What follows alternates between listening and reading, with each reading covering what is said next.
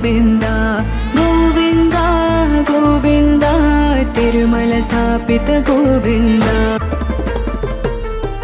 कमलाकुच चूचक कुङ्कुमतो नियतारुणिता तुलनीलतनो कमलायत लोचन लोकपते विजयी भव वेङ्कटशैलपते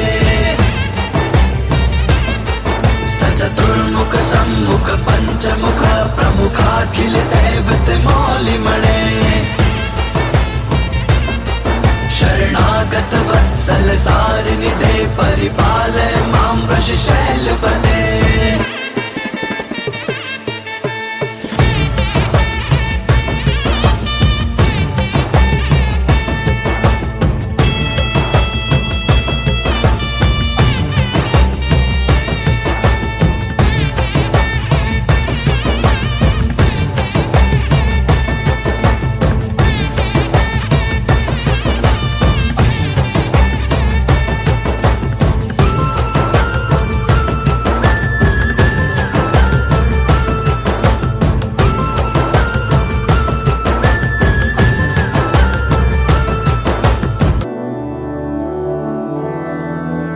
मधुरापुरी सदन मृदुवदन मधुसूदन हि स्वागतं कृष्ण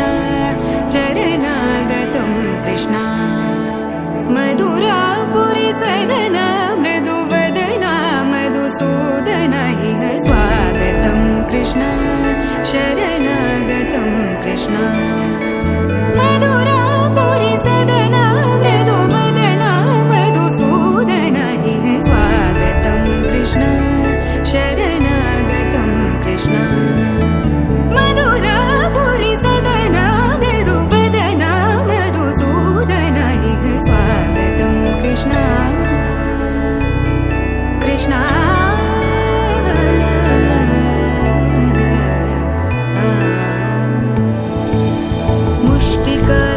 मुष्टिकासूरचाणूरमल्ल मल्लविशारद मधुसूदन मुष्टिकासूरचाणूरमल्ल मल्लविशारद मधुसूदन मुष्टिकासूरचाणूरमल्ल मल्लविशारद कुवलयपीठ मर्दन कलिङ्गनर्तन गोकुलरक्षण सकल सुलक्षण देवा मर्दन कलिङ्गनर्तन गोकुलरक्षण सकल सुलक्षण देवा शिष्ट जनपाल संकल्प कल्प कल्प शतकोटि असमपराभव शिष्ट जनपाल संकल्प कल्प कल्प शतकोटि असमपराभव वीर मुनि जन विहार मदन सुकुमार दैत्य संहार देवा वीर मुनि जन सुकुमार दैत्य संहार देवा मधुर मधुर रति साहस साहस व्रज युवती जनमानस पूजित मधुर मधुर रति साहस साहस व्रज युवती जनमानस पूजित दप गरि पगरि सदस मधुरापुरी सदन मृदुवदन मधुसूदन हि स्वागतं कृष्ण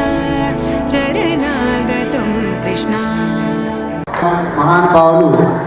యుగ పురుషులు ఎవరైతే ఉన్నారో సో శ్రీరాముడి గురించి మనం ఒక అధ్యాయం చదివినా ఒక పద్యం చదివినా దాని తర్వాత ఏంటనేటటువంటి మనందరికీ కూడా తెలుసుకున్నాం. కానీ శ్రీకృష్ణుని యొక్క లైఫ్ అనేటటువంటిది పద్యం కాదు, ఒక అధ్యాయం కాదు, ఏది చదివి